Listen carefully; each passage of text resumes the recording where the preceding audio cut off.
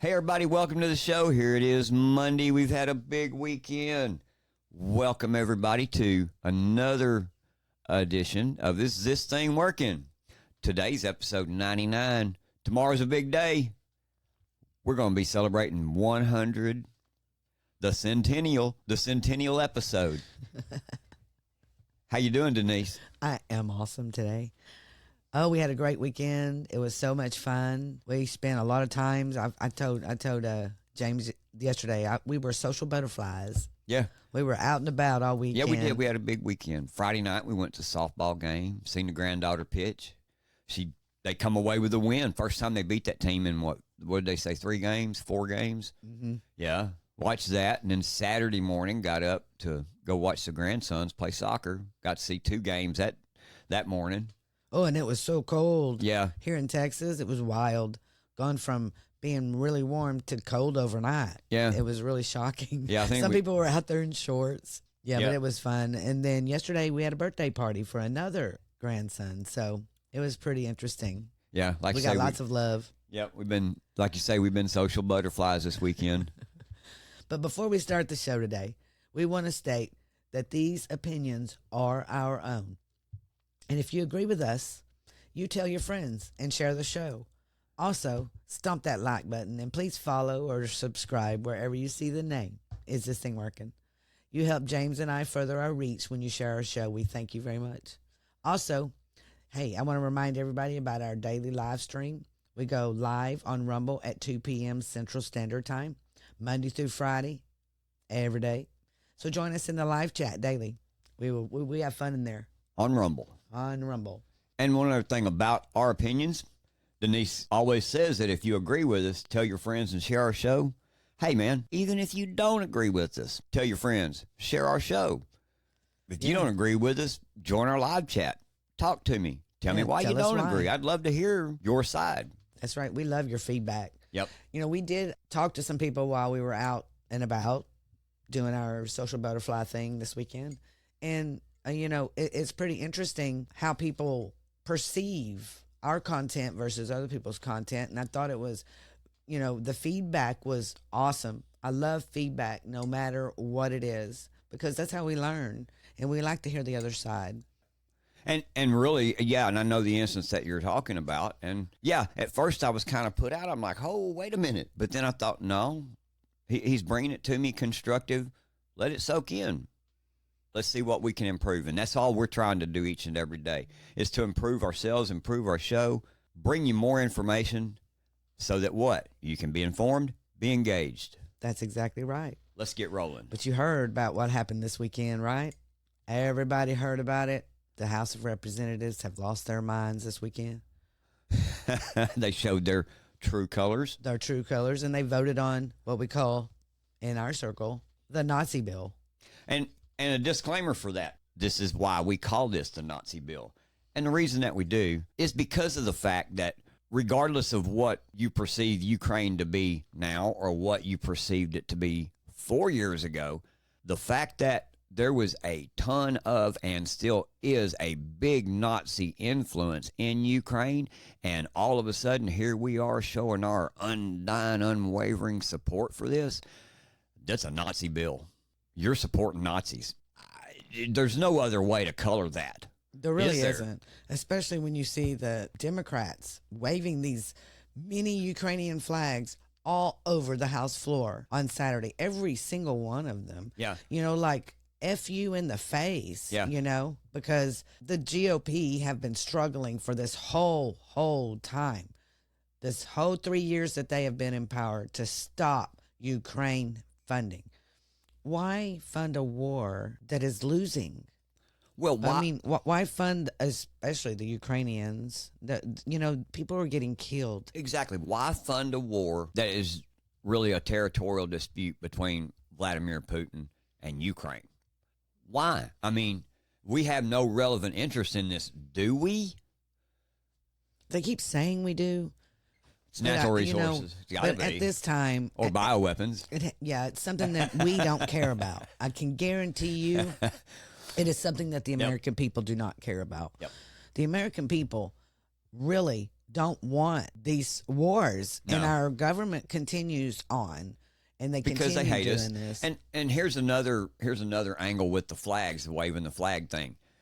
Is it that they support Nazism, or was it just because they want to taunt the GOP side with this? That's exactly what it is. Yeah. I mean, we have this article right here from Raw Story that says exactly what you just said. Representative Troy Nehls and Marjorie Taylor Greene are among the Republican lawmakers who are outraged on Saturday after Democrats appeared to taunt Greene with Ukrainian flags on the House floor. They said that the Raw Story reported that after the vote, she unloaded on reporters in a swear-filled rant.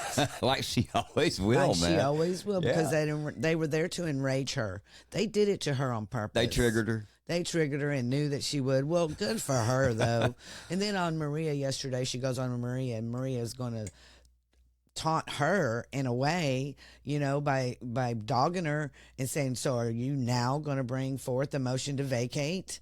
Like it's a bad thing. I don't know. Yeah, I don't know if Maria was taunting her or finally calling her out and going, "Hey, we've been hearing this out of you since January of 23, and are you going to finally follow through with what you say you're going to do?" Because, well, not January 23. I take that back.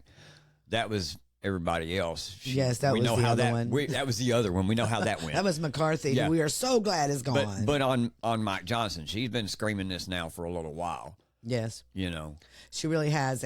But one thing that she did say on there was, I have done the papers and everything, but I haven't brought it to a vote. I haven't even brought it to the committee.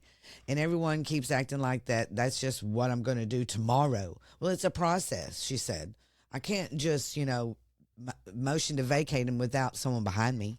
I need a sponsor. And so now we have 2 sponsors that are out there, but she needs more. Right. In order for this to happen. Thomas Massey's being one of them, right? Mm-hmm. Okay. And Paul Gosar came out this weekend. Cool. As another one. Cool. Because our Speaker Johnson did not listen to the American people, and really 60% of the American people did not want this to happen. And I hear the argument that, well, if you get rid of him, then you're just going to have Hakeem Jeffries. Basically, Mike Johnson is doing every bit of the bidding for the Democrat Party anyway. Yes. And I know Bongino brought this out. Well, don't vacate him without a plan. Don't do that.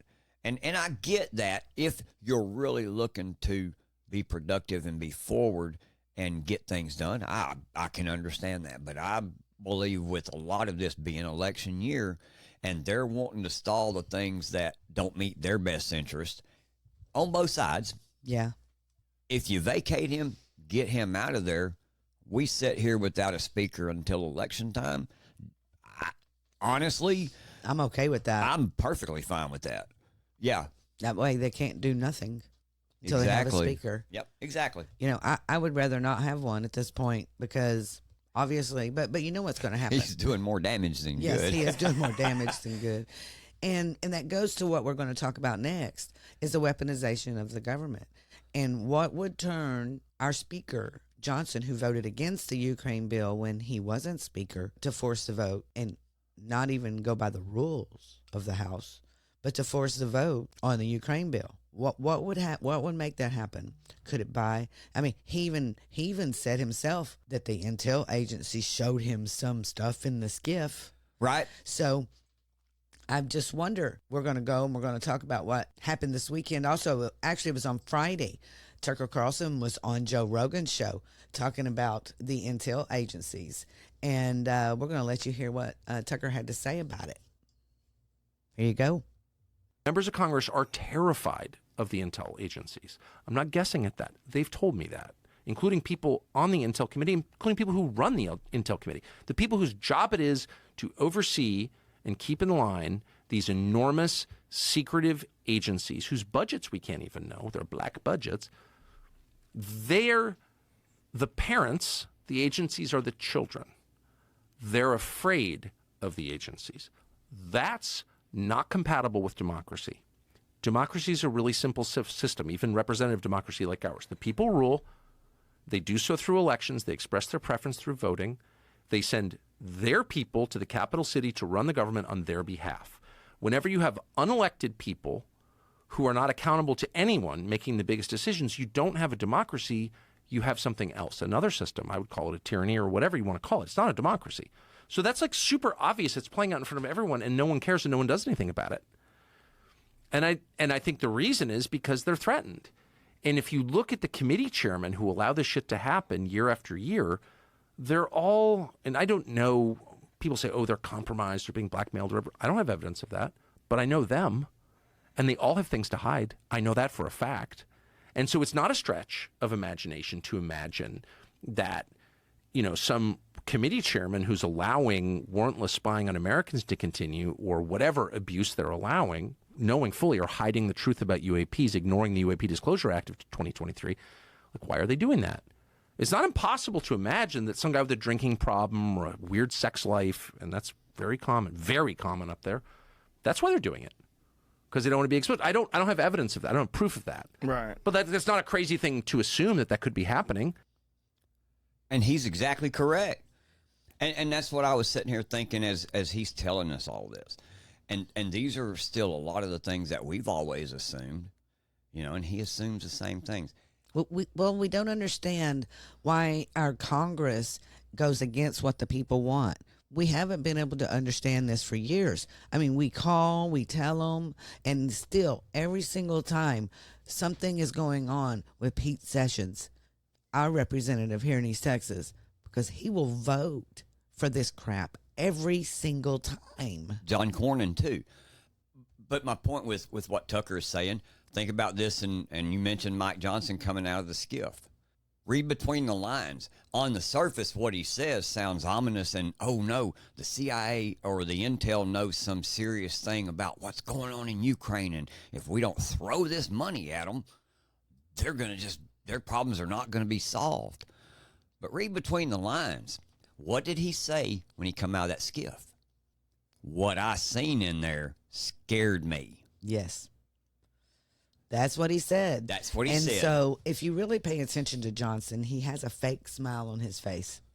You know, people are like, look, he's all happy and he's glad that he did. And he comes out and he says, look, Louisiana's behind me. The people are behind me and all that kind of stuff. But if you ever really looked at him, I think there is fear in his eyes. I really do believe this. And so with Tucker coming out with this, and then what's going on with President Trump starting today, I mean, they're afraid of him. Yeah. Because President Trump has stuff on them, and I guarantee you he does. President Trump is, of course, in trial today. It started out, opening statements start today in the hush money trial case. And then also on Thursday, Trump's immunity case is coming up before the Supreme Court. So, I mean, there's a lot going on with President Trump. I mean, he's got 4 trials going on. And you're telling me that the intel agency who spied on him, Russia collusion, you know, PP hoax tape, you know, everything. Yep. And now they're trying to go after him for election interference in 2016. Okay, so this is all so, I mean, laughable. Listen to James laugh, because that's just what it is. It's laughable. It is. And Jeff Clark put out a tweet this morning, and he said President Trump is in trial today for allegedly paying money to someone so they wouldn't speak to the media. Lately, the left and their journal lawfare media talking heads have tried to reframe the case as a 2016 election interference. But in order to successfully cast it that way, Alvin Bragg's prosecutors have to show that the electorate had a right to the information. The problem is that no one had a right to such information. There is no statute requiring personal matters be disclosed to voters. Personal motivations for wanting to keep information private are not matters that campaign finance laws are concerned with.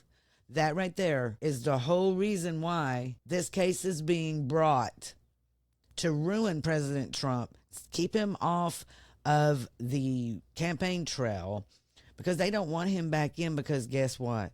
President Trump knows what's all behind everything.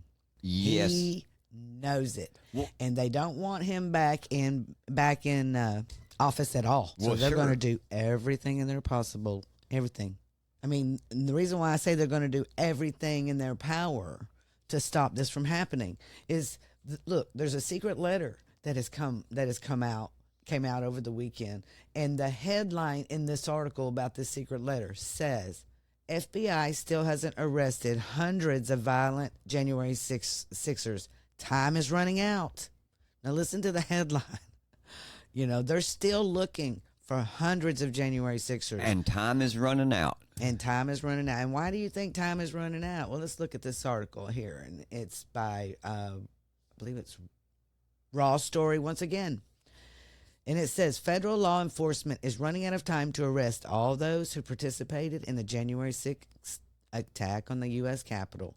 According to members of the loosely organized Sedition Hunters community who have helped the FBI identify hundreds of people involved in the insurrection. Let me remind everybody what the Sedition Hunters are. They're a group that hangs out on Twitter or X, and they go around hunting. They use face recognition. They use everything they can pull together to find anybody on January 6th at the Capitol who committed a crime.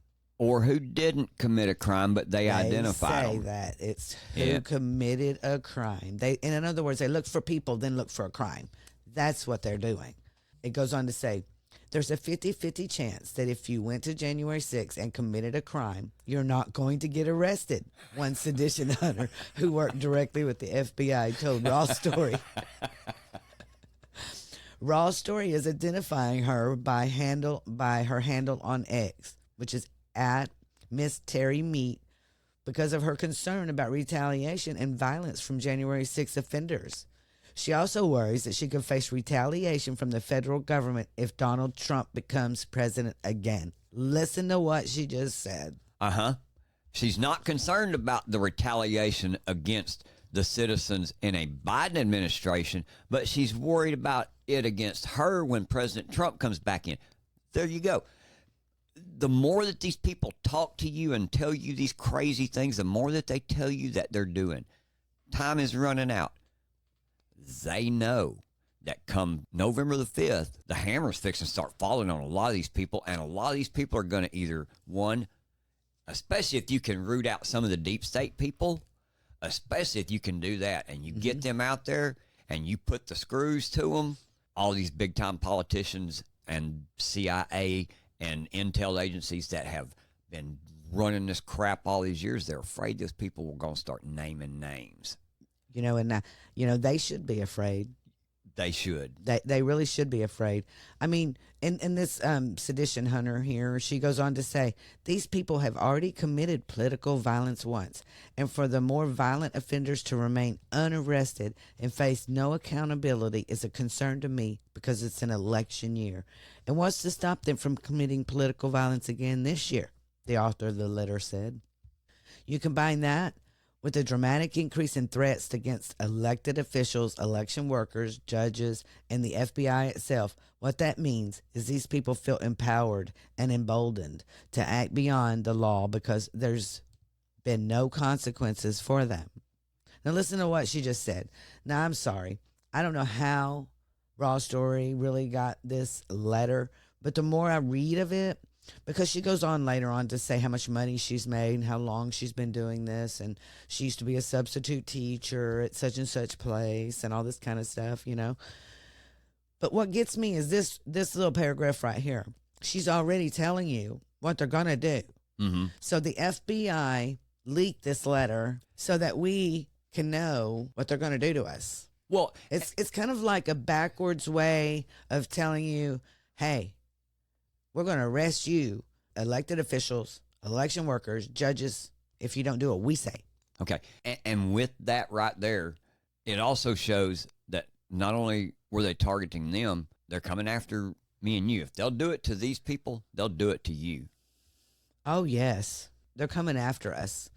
They're coming after us. And the Biden regime, they are just weaponizing the government against anyone that doesn't believe what they believe. For example, this is just an example, and it happened this weekend. As a matter of fact, Biden, he goes to this convenience store. A Sheetz convenience store on, I believe it was Wednesday.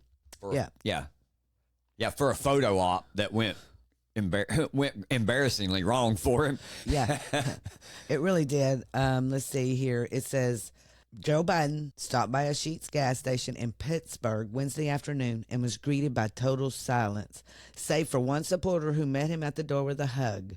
Video of Biden's entrance shows two children and their mother seated, silently watching Biden, with the sound of the in-store music heard clearly over the small talk of Biden and the supporters. There were no cheers, no chance of 4 more years. With few supporters to talk to, Biden was in and out in just 2 minutes, according to the pool report.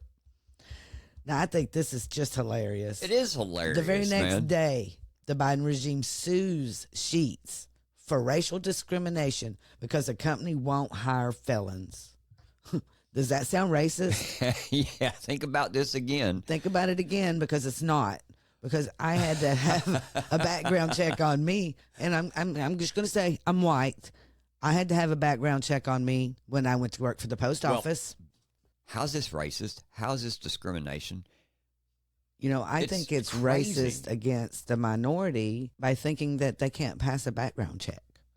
So I think it's reverse racist. But I had something to say about this, because I think this is just so crazy. Does the Biden regime really care about you seeing him, really? Do they really care about that the people run up to him like they do Trump? I mean, is that what they're trying to do? Are they trying to like send him out to the people so that the people can come up and just love on him like President Trump?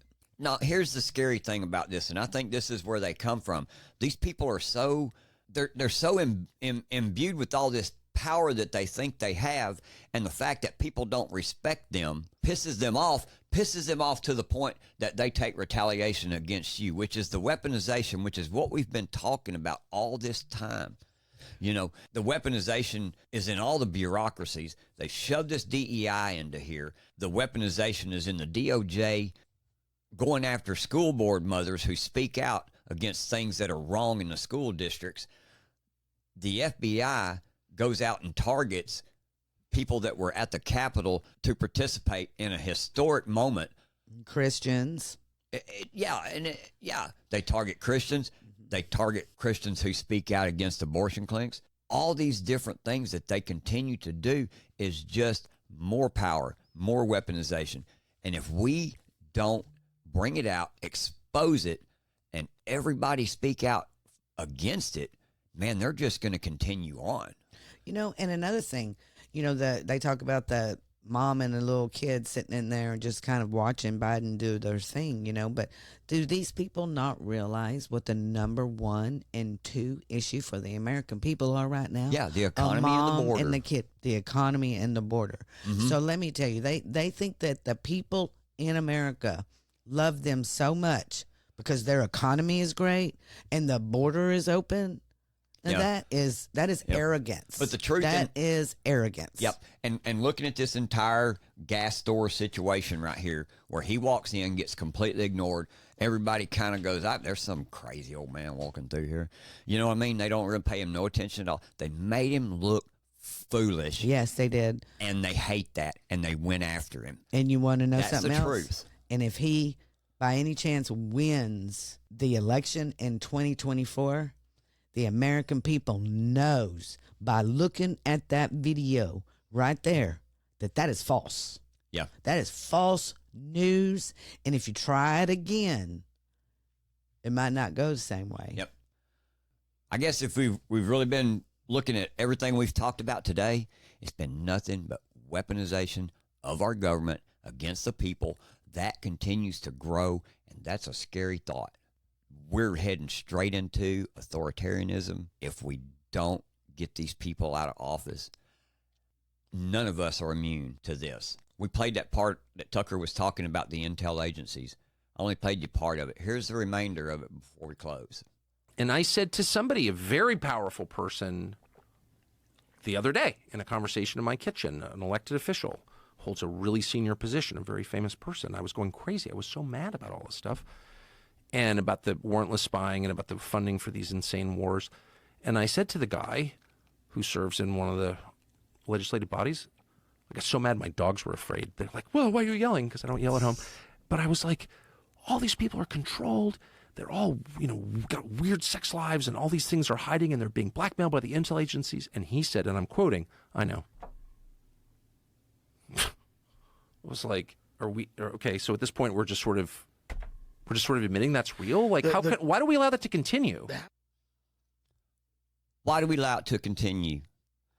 Let me tell you something. There's strength in numbers. People, we got the numbers. Let's speak up. Let's be informed. Let's be engaged. Is this thing working? Rise up. Well, hey, everybody, that's it for today. Thanks for listening, and I hope you've enjoyed the show. Hope you've learned some things about what's going on around us in the nation and in your communities. We couldn't do this without your continued support either. We appreciate all of you showing up, taking the time to listen to us today. So please, like I say, make sure to hit the like button, share our show with all your friends. We'll see you next time on Is This Thing Working? And as always, I'm James, and that's my lovely co-host over there, Denise. and we'll see you next time. We're out.